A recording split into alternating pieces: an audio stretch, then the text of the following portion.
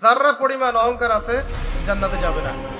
আমি অনেক বড় মৌলবী, অনেক বড় বক্তা, অনেক বড় হাফেজ, আলেম, কারি হয়ে গেছি, বাস জাহান্নামে যাওয়ার জন্য যথেষ্ট।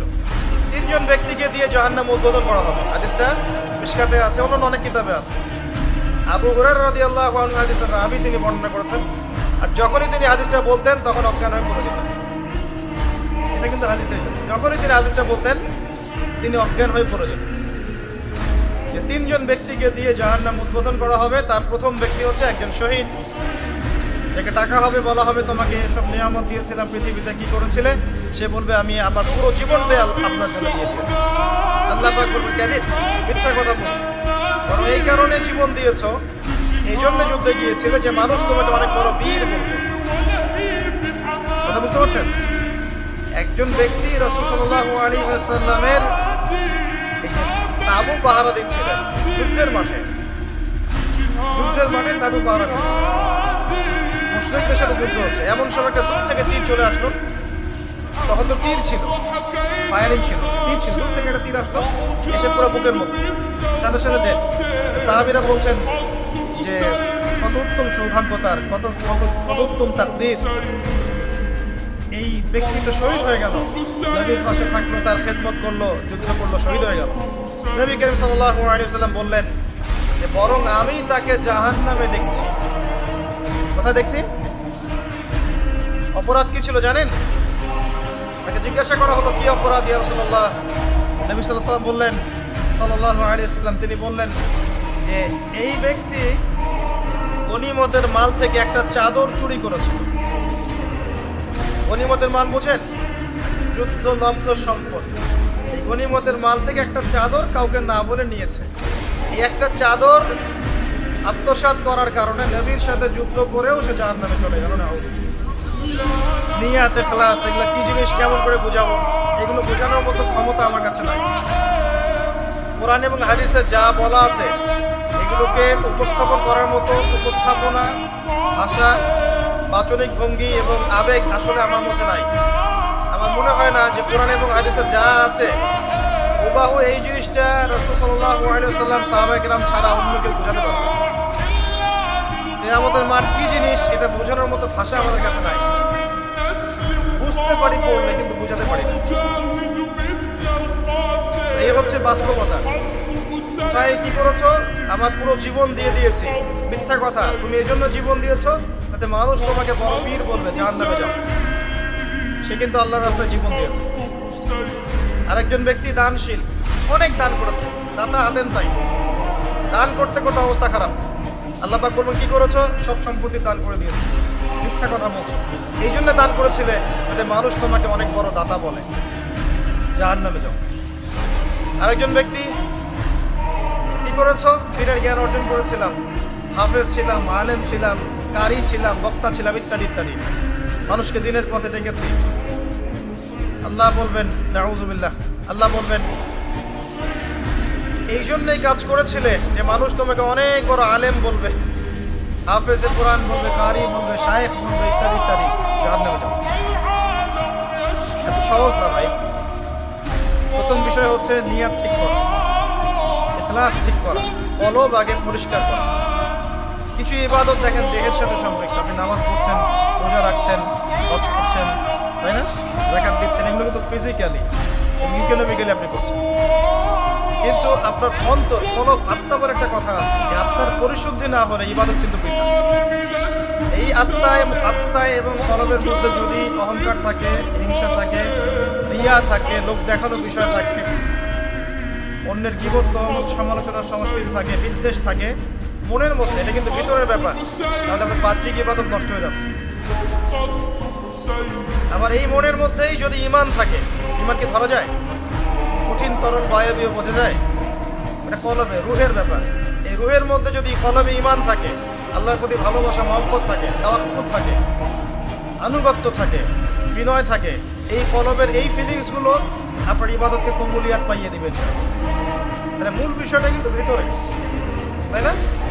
মূল বিষয়টা কিন্তু ভিতরে। আমি ভিতরে কেমন সেটাই মূল বিষয়। বাহ্যিক লেবাস পোশাক কেমন, আপনার বাহ্যিক আমল কত সুন্দর, এটার চেয়ে বড় কথা হচ্ছে ভিতরে আপনি কেমন।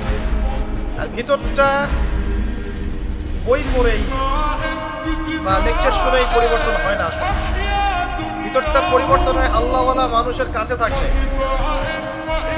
আল্লাহওয়ালা মানুষদের কাছাকাছি যত বেশি থাকবেন, ভিতর তত বেশি পরিষ্কার হবে। যদি মানুষের লেকচার শুনে আর বই পড়ে সব হতো, নবী সাল্লাল্লাহু আলাইহি ওয়াসাল্লাম বই দিয়ে দিতেন, কোরআনের সূরাগুলো দিয়ে দিতেন, বাসায় গিয়ে পড়ে নিও, এমনটা ছিল? বরং সাহাবীরা দিন রাত তার কাছে থাকতেন, পড়ে থাকতেন, 5 ওয়াক্ত নামাজে আসতেন, তার আশপাশে থাকতেন, তাকে দেখতেন তিনি কেমন, তিনি কিভাবে হাঁটেন, কেমন করে চলাফেরা করেন, কেমন করে কথা বলেন, কেমন করে নামাজ আদায় করেন, কিভাবে মানুষের সাথে মেশেন, এগুলো দেখে দেখে তারা শিখেছে। আব্দুল্লাহ বিন মাসউদ রাদিয়াল্লাহু আনহু সম্পর্কে বলা হয় যে আব্দুল্লাহ বিন মাসউদ রাদিয়াল্লাহু আনহু এমন ভাবে আল্লাহ রাসূল সাল্লাল্লাহু আলাইহি ওয়াসাল্লামকে কপি করতেন, তার ওঠা বসা চলাফেরা এমন ভাবে কপি করতেন যে মনে হতো তার সাথে তার চেহারা এবং আচরণের অনেক মিল পাওয়া যেত, ফিজিক্যালি, এবং দেখা যেত মানে বাচনিকভাবে ওঠা বসা মুআমালাত সব ক্ষেত্রে মনে হতো নবী সাল্লাল্লাহু আলাইহি ওয়াসাল্লামের মতো করে করার চেষ্টা করতেন। মুসআব বিন উমাইর রাদিয়াল্লাহু আনহুর চেহারাটা নবী সাল্লাল্লাহু আলাইহি ওয়াসাল্লামের সাথে সাদৃশ্যপূর্ণ ছিল। আলী রাদিয়াল্লাহু আনহু, হাসান হুসাইন রাদিয়াল্লাহু আনহুমা, তাদের চেহারার মধ্যে একটা মিল ছিল। এমনকি উহুদের যুদ্ধে একজন সাহাবীকে শহীদ করা হয়, তাকে শহীদ করে কাফেররা মনে করেছিল মুহাম্মদ সাল্লাল্লাহু আলাইহি ওয়াসাল্লামকে মেরে ফেলেছে। নাউজুবিল্লাহ। যখন আপনি একসাথে থাকবেন, একজন আল্লাহওয়ালা মানুষের সোহবতে থাকবেন এবং তার কাছ থেকে দিনটা শিখবেন, আপনার মধ্যে আস্তে আস্তে তার মতো প্রভাব বিস্তার করবে ইনশাআল্লাহ। তো আমি যেটা বলতে চাচ্ছিলাম সেটা হচ্ছে যে কলবের পরিবর্তনটাই মূল। আর এই কলব পরিবর্তিত হবে তখনই, আত্মশুদ্ধি তখনই আসবে যখন আপনি পড়াশোনার পাশাপাশি আল্লাহওয়ালা মানুষের সাথে থাকবেন। এবার আল্লাহওয়ালা মানুষ খুঁজবেন কোথায়? যাদেরকে আপনি আল্লাহওয়ালা মনে করছেন সবাই আসলে বাহ্যিকভাবে আল্লাহওয়ালা হলো, ভিতরে আল্লাহওয়ালা নন, এটাও বাস্তবতা। কিন্তু আল্লাহ পাক যেহেতু বলেছেন কুনু মা'আস সাদিকিন, সত্যবাদীদের সাথে থাকো, তার মানে কিয়ামত পর্যন্ত আল্লাহওয়ালা মানুষ থাকবে। আপনাকে খুঁজে বের করতে হবে এবং আল্লাহর কাছে দোয়া করতে হবে, আল্লাহ আমাকে সেই রকম ওস্তাদ, সেই রকম আলেম, সেই রকম আপনার যে ভাষাই বলেন পীর বা বুজুর্গ বা ওলামায়ে কেরাম মিলিয়ে দিন, যাদের সোহবতে থাকলে আমরা দিন শিখতে পারবো এবং আপনার নূর অর্জন করতে পারবো, আত্মশুদ্ধি অর্জন করতে পারবো। আত্মশুদ্ধি ছাড়া কোনো কিছুর কোনো মূল্য নাই। ইন্টারনালি যদি শুদ্ধ না হতে পারে, তখন ইয়া আইয়াতুহান নাফসুল মুতমাইন্না এই আয়াত আপনার জন্য পড়া হবে না। যখন কলব প্রশান্ত হবে তখন দেখবেন ওই প্রশান্ত আত্মাকে কবজ করার জন্য যখন মালাকুল মাউত আসবেন, তখন এই আয়াত তাকে পড়ে শোনানো হবে, ইয়া আইয়াতুহান নাফসুল মুতমাইন্না। এর আগ পর্যন্ত না। আর যত দুনিয়াদার মানুষ তত কলব অস্থির। দুনিয়াদার মানুষের কলব কিন্তু অস্থির, টেনশন, দুশ্চিন্তা, দুর্ভাবনা, অস্থিরতা, একটা পাইলে আরেকটা পাওয়ার মোহ, এগুলো দিয়ে ভর্তি। যে দুনিয়ার পিছনে যত বেশি ছুটবে তার কলব তত বেশি কলুষিত হয়ে যাবে। মাদক খাবেন, কলব দূষিত হয়ে যাবে। জেনা করবেন, কলব দূষিত হয়ে যাবে। পর্নোগ্রাফি দেখবেন, কলব মরে যাবে। নামাজ আদায় করবেন না, কলব মরে যাবে। যত বেশি উল্টাপাল্টা গেম খেলবেন, কলব মরে যাবে।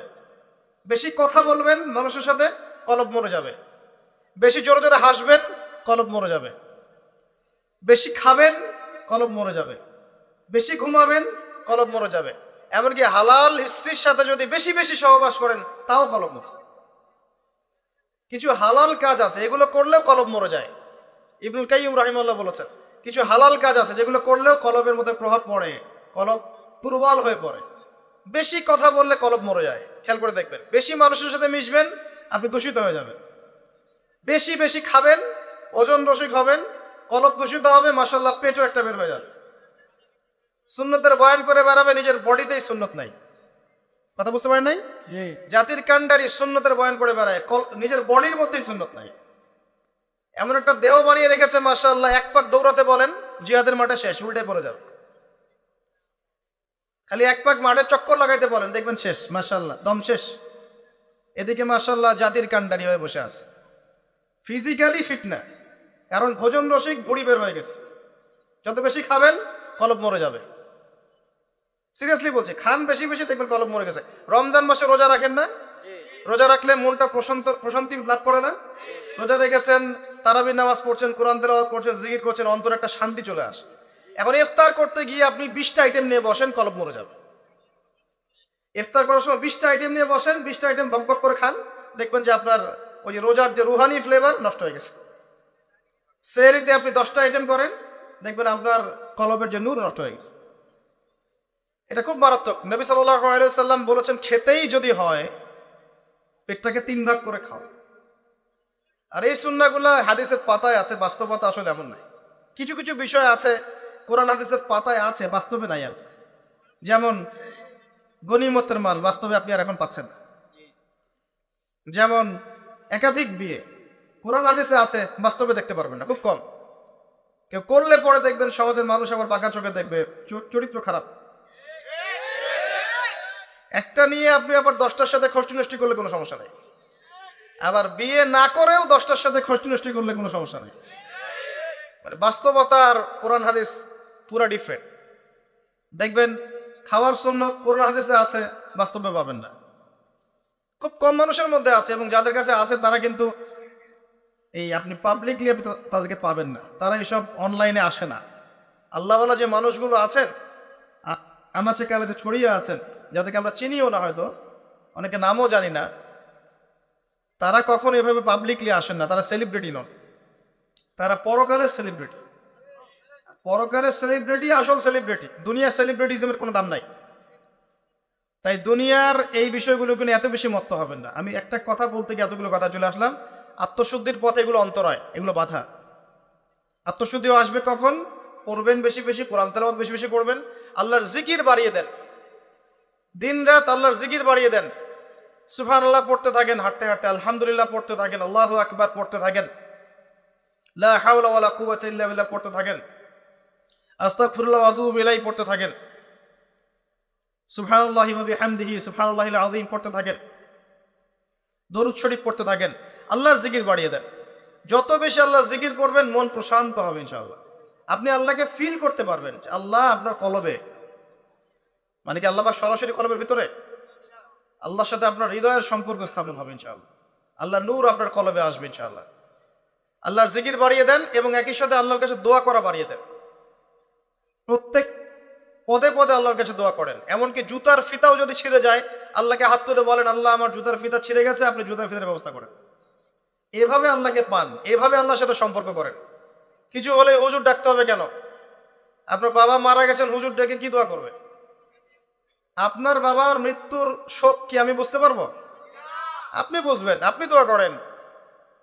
হ্যাঁ, দোয়া চাইতে পারেন, আপনি দোয়া করা কোনো খারাপ কিছু না, কিন্তু আপনাকে ফিল করতে হবে আল্লাহ কি জিনিস।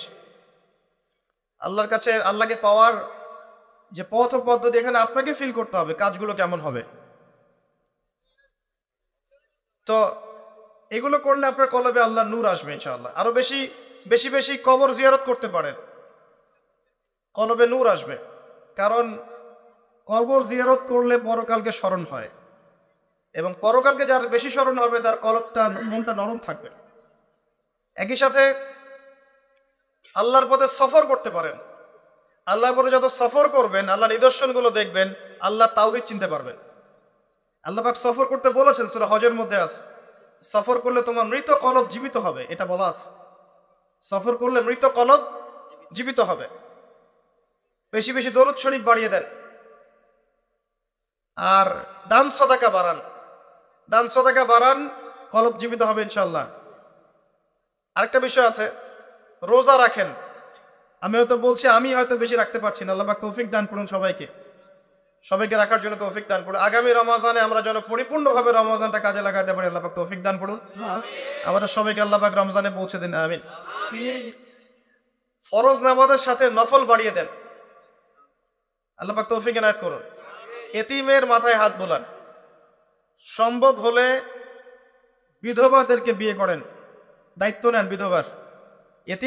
এতিমের দায়িত্ব নেন, এতিমের দায়িত্ব নেন, বিধবার দায়িত্ব নেন। আপনাকে আল্লাহ পাক এমন পুরস্কার দিবে ইনশাআল্লাহ, জান্নাতে নবী সাল্লাল্লাহু আলাইহি ওয়াসাল্লামের সাথে এইভাবে থাকবেন ইনশাআল্লাহ। এইভাবে যে এতিমের দায়িত্ব নেবে, বিধবার দায়িত্ব নেবে, দেখাশোনা করবে, তাকে আল্লাহ পাক এভাবে রাখবেন নবী সাল্লাল্লাহু আলাইহি ওয়াসাল্লামের সাথে। এই কাজগুলো করলে আপনার মনটা নরম হবে। যার মন যত বেশি সফট, তার মনে তত বেশি আল্লাহর নূর নাজিল হবে। যার কলবে আল্লাহর নূর নাজিল হবে, সে ব্যক্তি আল্লাহর নূর দিয়ে দেখবে, আল্লাহর নূর, আল্লাহর কান দিয়ে শুনবে, আল্লাহ পাকের রুহানিয়াত তার ভিতরে আসবে, আধ্যাত্মিকতা আসবে। আর এই আধ্যাত্মিকত্ব না আসলে আত্মশুদ্ধি অর্জিত হবে না, আর আত্মশুদ্ধি না আসলে সব আমলই ব্যর্থ। আত্মশুদ্ধি না আসলে বাকি যে নামাজ পড়ছেন, রোজা রাখছেন, অন্যান্য ইবাদতগুলো করছেন, আত্মশুদ্ধি না আসলে এগুলোর উদ্দেশ্য ব্যর্থ হয়ে যাচ্ছে। মূল উদ্দেশ্য কিন্তু আত্মশুদ্ধি অর্জন করা। কদ আফলাহা মান যাক্কাহা, আল্লাহ পাক বলেছেন সফল হয়েছে সে ব্যক্তি যে কলবকে পরিষ্কার করতে পেরেছে, আত্মশুদ্ধি অর্জন করতে পেরেছে। ওয়াকাদ খাবা মান দাসাহা, যে ব্যক্তি আত্মশুদ্ধি অর্জন করতে পারে নাই সে ধ্বংস হয়ে গেছে। আর এই সূরার মধ্যে আল্লাহ পাক সবচেয়ে বেশি কসম করেছেন না, ওয়াশ-শামসি ওয়া দুহাহা ওয়াল কমারি ইযা তালাহা, মনে হয় 10টা কি 11টা কসম করে আল্লাহ পাক বলেছেন আত্মশুদ্ধি যে অর্জন করতে পেরেছে সে সফল হয়েছে। তো চিন্তা করেন, আল্লাহ পাকের কথার গভীরতা বোঝার চেষ্টা করেন। সূরা আলার মধ্যেও তো আল্লাহ পাক বলেছেন কদ আফলাহা মান তাযাক্কা ওয়া যাকারা ইসমা রাব্বিহি ফাসাল্লা, সে ব্যক্তি সফল হয়েছে যে আত্মশুদ্ধি অর্জন করতে পেরেছে এবং তার রবের নাম স্মরণ করে সালাত আদায় করেছে।